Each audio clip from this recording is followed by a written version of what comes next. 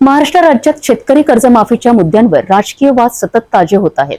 यवतमाळमध्ये शिवसेना उभाटा पक्षाच्या वतीने काढण्यात आलेल्या भव्य ट्रॅक्टर मोर्चाच्या तयारीला रंग आले आहेत। महायुती सरकारने शेतकऱ्यांना कर्जमाफी दिल्याचे आश्वासन दिले होते, परंतु ते वचन पाळण्यात आलेले नाही।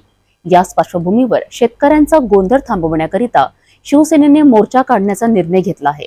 अकोला, यवतमाळ, वाशिमच्या शेतकऱ्यांच्या प्रतिकात्मक आवाज म्हणून शिवसेनेने महायुती सरकारच्या शेतकरी कर्जमाफीच्या वचनांची पूर्तता न झाल्याच्या विरोधात भव्य ट्रॅक्टर मोर्चाचे आयोजन केले आहे। यवतमाळमध्ये 9 मे रोजी हा मोर्चा सुरू होईल आणि जिल्हाधिकारी कार्यालयावर समारोप केला जाईल।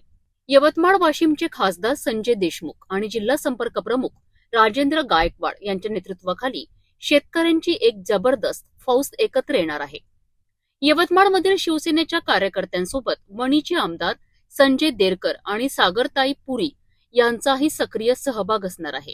शेतकऱ्यांचा राग आणि सरकारच्या वचनभंगावरील नाराजी एकत्र येऊन या मोर्चात मोठ्या संख्येने सहभागी होणार आहेत।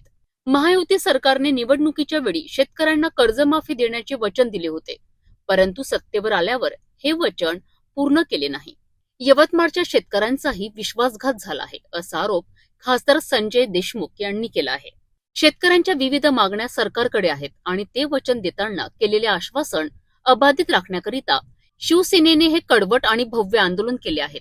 हे आंदोलन शेतकऱ्यांना न्याय मिळवून देण्यासाठी एक मोठे पाऊल ठरेल आहे। जेवढे आश्वासन त्यांनी दिले लाडक्या बहिणीच्या बाबतीत तुम्ही पाहिलेलं असेल की हजार रुपये आताच कमी केले त्यांनी। 5 टप्प्यामध्ये साधारणतः पहिल्या टप्प्यामध्ये 1 लाख महिला त्या ठिकाणी कमी केल्या, अजून 4 टप्पे बाकी आहे, त्यांची छाननी चालू आहे। 1000 रुपये आताच कमी केले। पैशाचा तुटवडा आहे, परंतु अमाप असे आमिष लोकांना दाखवले, मतदान घेतलं, परंतु त्याची पूर्तता त्यांच्याकडून होऊन नाही राहिली। ते आठवण करून देण्यासाठी 9 मे रोजी यवतमाळमध्ये आयोजित ट्रॅक्टर मोर्चाच्या माध्यमातून शेतकऱ्यांनी आपली ताकद आणि सरकारकडे असलेल्या अपेक्षा पुन्हा एकदा स्पष्ट केल्या आहेत। शेतकऱ्यांना कर्जमाफी मिळवून देण्यासाठी हे आंदोलन सुरू होईल।